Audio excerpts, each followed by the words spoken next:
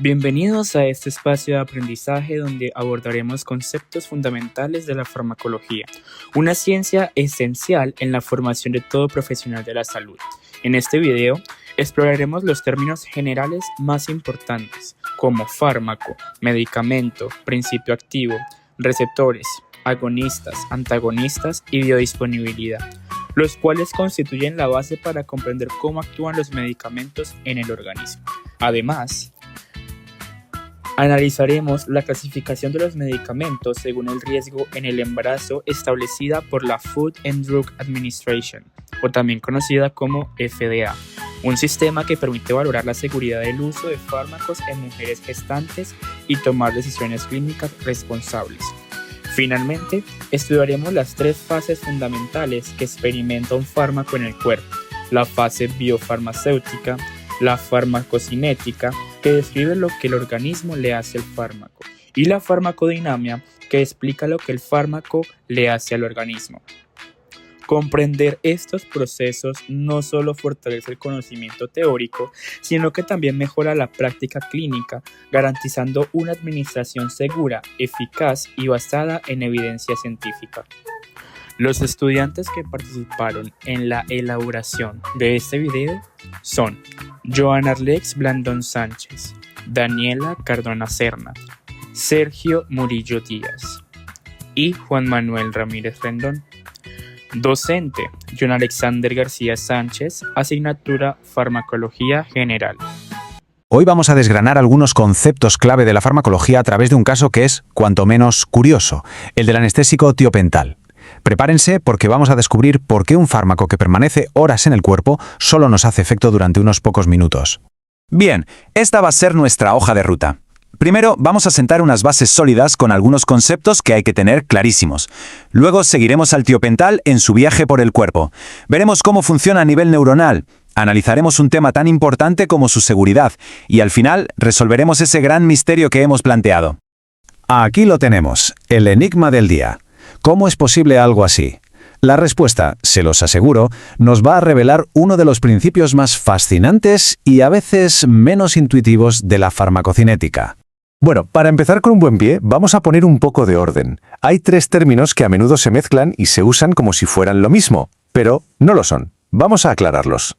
A ver, para que se entienda bien, pensemos en esto como si fuera una receta de cocina. El principio activo, por ejemplo, el paracetamol, es el ingrediente principal, el que de verdad tiene el efecto. ¿De acuerdo? Este ingrediente es un fármaco, o sea, una sustancia que interactúa con nuestro organismo. Y cuando lo preparamos, lo metemos en una pastilla, en un jarabe, en fin, en su forma lista para usar, se convierte en un medicamento. Sencillo, ¿verdad? Ahora, otra palabra clave: biodisponibilidad. Esto no es más que la cantidad de ese fármaco que realmente llega a la sangre listo para hacer su trabajo. La vía intravenosa, claro, es la campeona, va directa a la vena, así que la biodisponibilidad es del 100%, no hay pérdidas. En cambio, si nos tomamos una pastilla, tiene que sobrevivir a todo el viaje por el estómago, el intestino, pasar por el hígado, y en ese camino parte del fármaco se pierde. Por eso, por vía oral, la biodisponibilidad siempre va a ser menor del 100%. Y aquí va una analogía que funciona de maravilla, la de la llave y la cerradura. Un agonista es la llave perfecta. Entra en la cerradura, que es el receptor, gira y abre la puerta. ¡Pum!, se produce el efecto. Un antagonista, sin embargo, es como una llave que encaja pero no gira, o que se rompe dentro. Ocupa el sitio, bloquea la cerradura y no deja que entre la llave correcta. Por lo tanto, no hay efecto. De hecho, lo impide. Muy bien, pues ahora que tenemos las bases, vamos a aplicar todo esto a nuestro protagonista, el tiopental. Vamos a seguirlo paso a paso en su recorrido, desde que entra en el cuerpo hasta que sale. El tiopental es un barbitúrico y se le llama de acción ultracorta.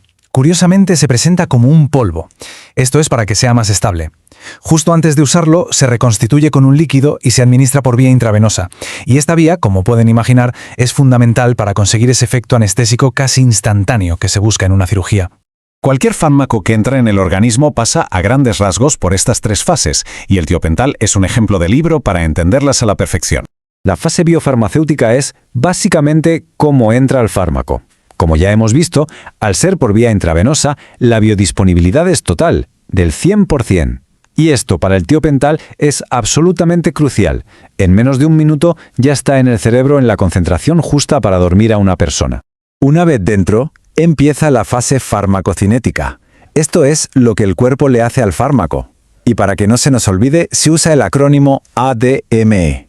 Absorción, distribución, metabolismo y excreción. Vamos a desglosar el ADM del tiopental.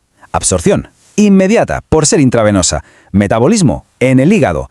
Excreción, por el riñón. Pero ojo, la clave de nuestro misterio, la pieza fundamental del puzzle está aquí, en la distribución. El tiopental es muy liposoluble, le encanta la grasa, y el cerebro es un órgano muy graso, por eso llega rapidísimo. Pero, y aquí está el giro de guión, no se queda ahí. Enseguida empieza a redistribuirse, a moverse a otros tejidos como el músculo y la grasa corporal.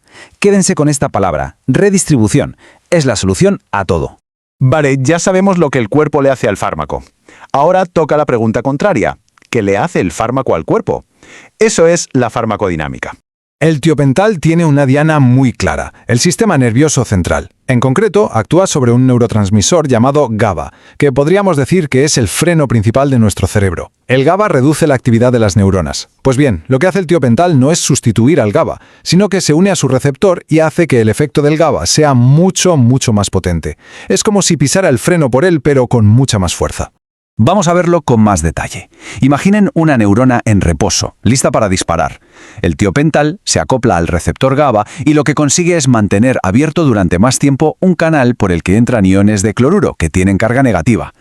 Esa avalancha de cargas negativas dentro de la neurona se llama hiperpolarización y básicamente hace que a la neurona le cueste muchísimo más activarse. Es como si el tiopental bajara el interruptor general de la luz, apagando la actividad cerebral y provocando así la anestesia. Por supuesto, entender cómo funciona un fármaco implica también conocer sus riesgos, y uno de los escenarios más delicados es siempre el embarazo. La FDA, la agencia estadounidense, tiene un sistema de clasificación muy útil. La categoría A es la más segura. Hay estudios en humanos que lo confirman. En la B, los estudios en animales no muestran riesgo, aunque no los haya en humanos. En la C, que es donde está el tiopental, ya se han visto efectos adversos en animales. Y ahora vamos a centrarnos en las dos más serias, la D y la X. La diferencia entre estas dos es fundamental en la clínica. En la categoría D hay en riesgo real para el feto, pero puede haber situaciones en las que el beneficio de tratar a la madre supere ese riesgo. Es una decisión clínica compleja de sopesar pros y contras. En la categoría X, en cambio, no hay debate posible. El riesgo para el feto supera cualquier beneficio imaginable, por tanto está absolutamente contraindicado durante el embarazo. Y con todo esto en mente, volvemos al principio, al puzzle. Ahora sí, vamos a juntar todas las piezas para resolverlo. Repetimos la pregunta. Vida media de eliminación larga, es decir, el cuerpo tarda horas en deshacerse de él, pero el efecto anestésico se pasa en 10 minutos. ¿Cómo es posible esta aparente contradicción? Y aquí está, en una sola palabra, la respuesta: redistribución. El efecto clínico no termina porque el cuerpo elimina el fármaco, sino porque éste se va a otro sitio. La clave no es la salida, es el cambio de ubicación. Vamos a explicarlo.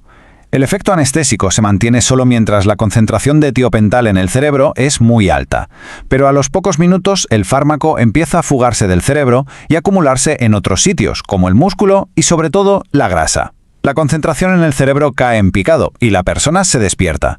El fármaco sigue en el cuerpo, sí, durante horas, pero ya no está donde tiene que actuar. El caso del tiopental nos deja una lección importantísima. La duración del efecto de un fármaco no siempre tiene que ver con el tiempo que tarda en eliminarse. A veces, como hemos visto, todo depende de su distribución por el cuerpo. Y esto nos abre una última reflexión. ¿Qué otros fármacos habrá cuyo efecto dependa más de su geografía interna que del paso del tiempo?